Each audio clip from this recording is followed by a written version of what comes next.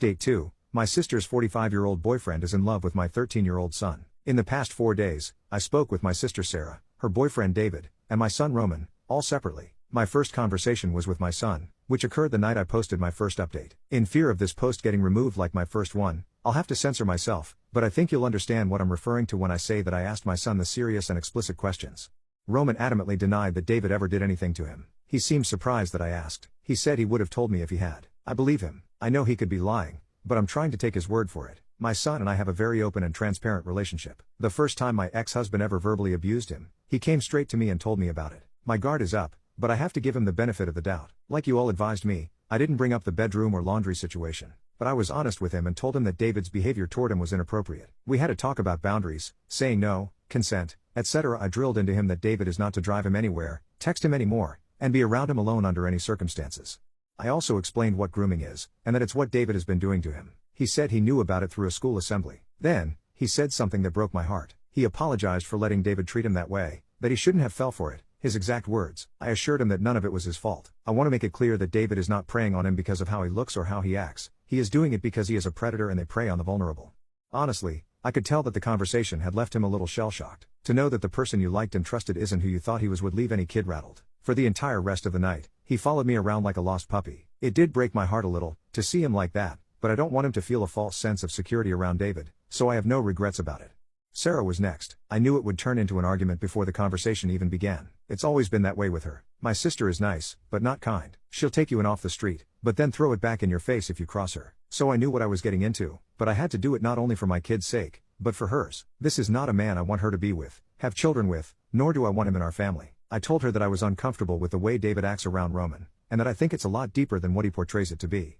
I mentioned that I didn't like the gift giving and the constant texting, and I brought up the bedroom and laundry incidents. Like I predicted, she was more offended that I was accusing her boyfriend of grooming my son. She didn't see how that was proof of anything. Do you know how many socks and pairs of underwear I've lost while doing laundry? It's probably stuck somewhere in the dryer. The more I expressed my concerns, the more defensive she got. She thinks I'm manic, essentially. She said that as soon as things get good for me, roof over my head, food in the fridge, a steady job, I intentionally screw it up because deep down I don't think I deserve happiness. That she tries to help me every time, but I end up stabbing her in the back, like I am right now. So, she doesn't believe me. That's her prerogative, fine. I told her that I won't be staying at her house much longer, and that I don't want David around my kid anymore, that we'll be keeping to ourselves for the rest of my short time here. She's letting me stay, surprisingly, but she said she's glad to see me go. She swore up and down that David would never hurt Roman, and that she was sad to see their relationship ruined over an accusation with no real basis.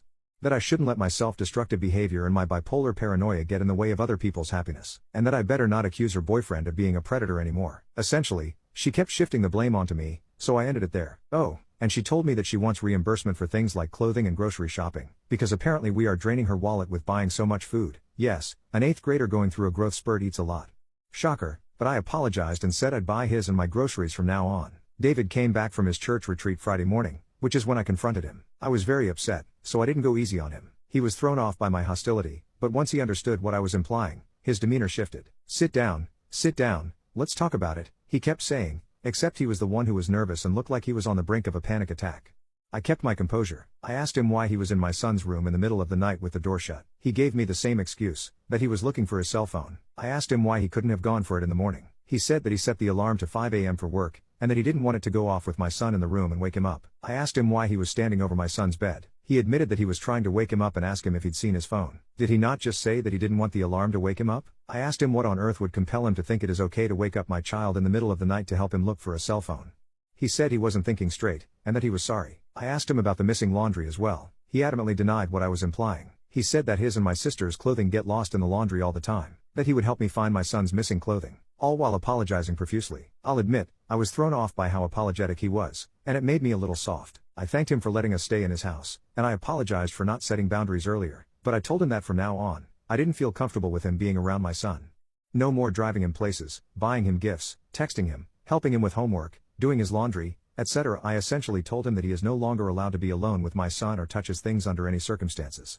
He broke down in tears. He was hysterical. The thought of me believing that he is preying on my son made him miserable. That he'd never do that. He said, I love him like a father loves a son. When reading my original post, a lot of you believed the same thing at first. So did I, but I just don't like the way David looks at him. Yes, I see the kindness in his eyes toward my son as he helps him with homework or watches a show with him, but there is a nuance of something covetous and sinister that I can't shake off.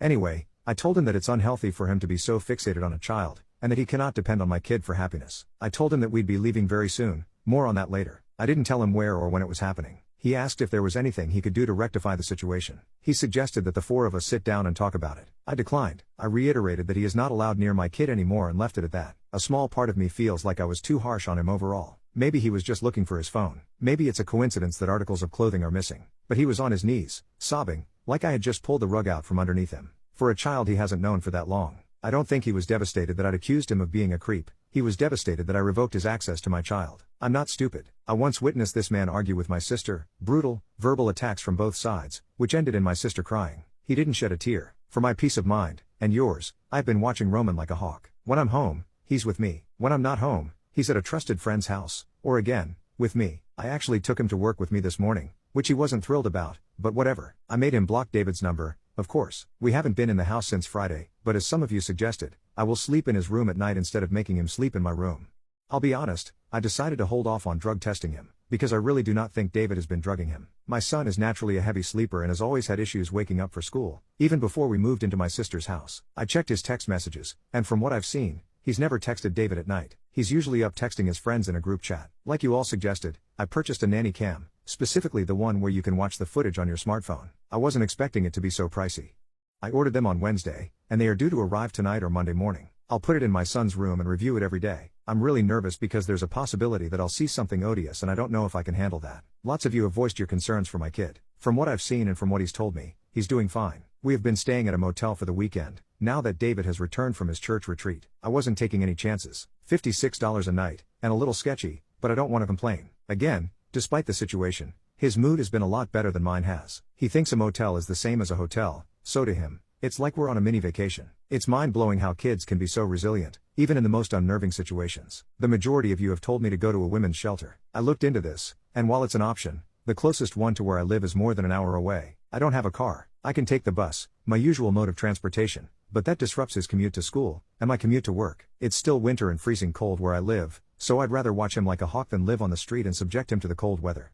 And I am not taking him back to my ex-husband's house. There's a reason why he left, and why I divorced him. Which brings me to some good news. I applied for public housing a long while back and I am in the process of getting approved. They contacted me for documentation, which I submitted, and I got verified, so I think that's a good sign. I'm very fortunate, since I know wait lists can be long sometimes.